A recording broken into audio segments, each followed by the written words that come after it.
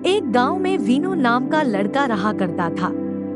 कुछ ही समय पहले वीनू के माता पिता एक हादसे में दुनिया को छोड़कर जा चुके थे। अब वीनू जैसे तैसे घर चला रहा था। वीनू के चाचा ने वीनू का विवाह करवा दिया। वीनू की पत्नी भानुमती बहुत सरल और दयालु स्वभाव की थी। एक दिन वीनू अपने मित्र से बोला, भाई विवाह के बाद घर चलाना बहुत मुश्किल हो गया है, समझ ही नहीं आता क्या करूं। वीनू के मित्र ने कहा कि खेती से आजकल किसी का घर नहीं चल सकता, क्यों ना तुम बकरियों का व्यापार शुरू कर दो। वीनू को ये विचार अच्छा लगा और वो 4 बकरियां ले आया। उन बकरियों के बच्चे हुए।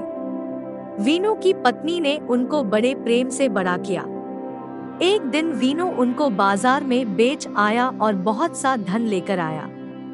वीनू की पत्नी भानुमती को ये सुनकर बहुत दुख हुआ, पर नई नई शादी हुई थी, इसलिए वो अपने पति को कुछ बोल नहीं पाई। इस तरह कुछ वर्ष बीत गए। वीनू के बकरों का व्यापार काफी बड़ा हो गया।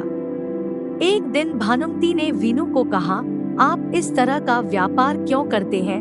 हम पहले की तरह खेती कर सकते हैं और साथ ही क्यों ना हम खेती के साथ दूध का व्यापार कर ले।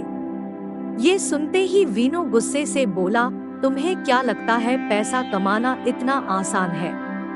तुम्हें किसी चीज की कोई कमी नहीं है, इसलिए ऐसी बातें करती हो।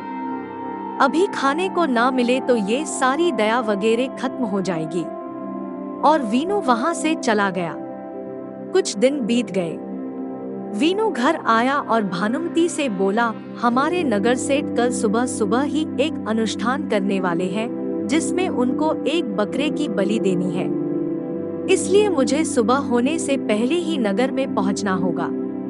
ये सुनकर भानुमती को बहुत दुख हुआ, पर वो कुछ ना बोल सकी। वीनू बकरे को लेकर शाम को ही निकल पड़ा। रास्ते में रात हो गई। अंधेरा होने के कारण वीनू को साफ साफ नहीं दिख रहा था और उसे नगर पहुंचने की जल्दी भी थी। अचानक वीनू एक सूखे कुएं में गिर गया। उसके पैरों में चोट लग गई।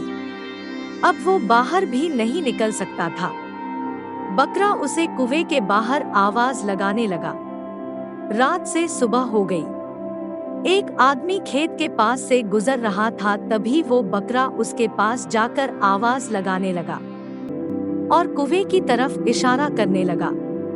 वो आदमी बकरे के साथ उस कुएं के पास पहुंचा तो उसने देखा वीनू अंदर फंसा हुआ है। उस आदमी ने रस्सी से वीनू को बाहर निकाला और उसे पूरी बात बताई।